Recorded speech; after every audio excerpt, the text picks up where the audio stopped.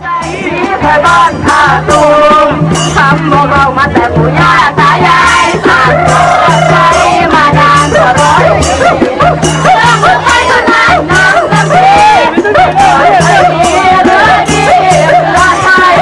ไทยแต่เรือจำเรื่องไทยได้เป็นเส้นสายใหญ่มาถึงลูกหลาน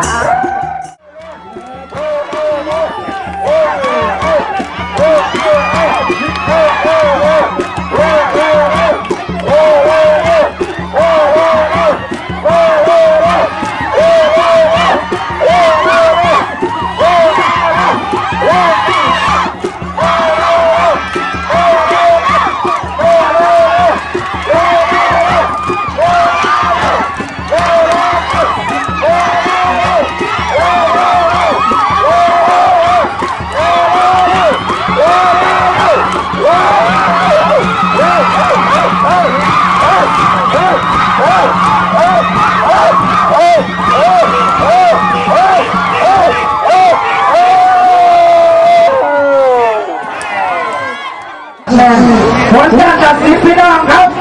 ปรากฏว่าเมื่อเจ้าแม่ทัพเพื่อชนะเรียบร้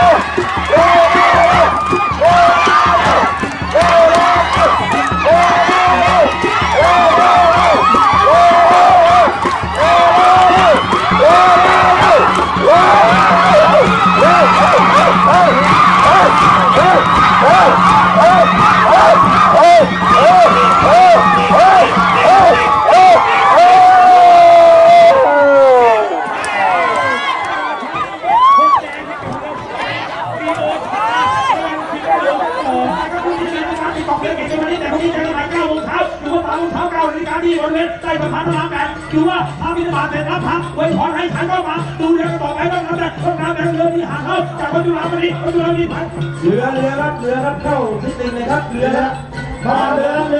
ดับเครื่องนี้ครับดับเครื่องครับเขาว่าเครื่องเข้าลูกครับเดี๋ยวจะเริ่มต่อครับเพราะเรือกำลังแข่งครับขอบคุณครับเอาไว้ก็หัวหน้าไว้ขวางเรือมองไม่เห็นไอ้ตัวตกให้เรือลงไปแต่ตอนนี้เรือตั้งบนวันนี้อีกหัวเรือดีการเอาที่ใจคือโดนตัวมาหัวไม้ท้ายเปิดต่างคนต่าง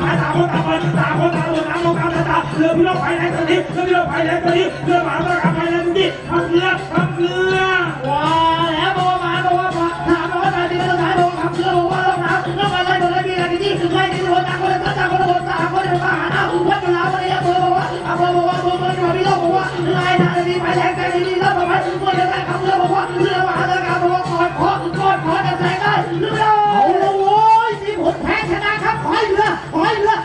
กันเลยเอาเป็นควายเลยครับควายเลยหัวเรือคู่นี้มีผลแพ้ชนะครับใครแพ้ต้องเราต่างคนต่างคนต่างเบียดต่างคนต่างแย่งจริงความพันใจซึ่งกันและกันหาเท้าจับวัตถุราวันนี้เอาตัวเองขับเรือดูนี่ผู้ขี้กันละวันทำไปเดี๋ยวดูว่าเที่ยวนี้เนี่ยหาเราทำได้เยอะๆรอไม่ได้เป็นคนต่างคนต่างเรือบอกไปดูนี่เอาเลยแล้วเรือน้ำแดงยังมีอยู่แล้วก็หาเรือ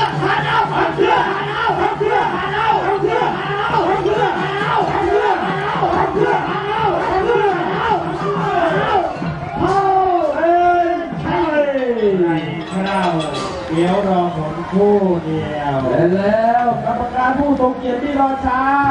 ตัดสินเรือที่อยู่ในห้องน้ำรอ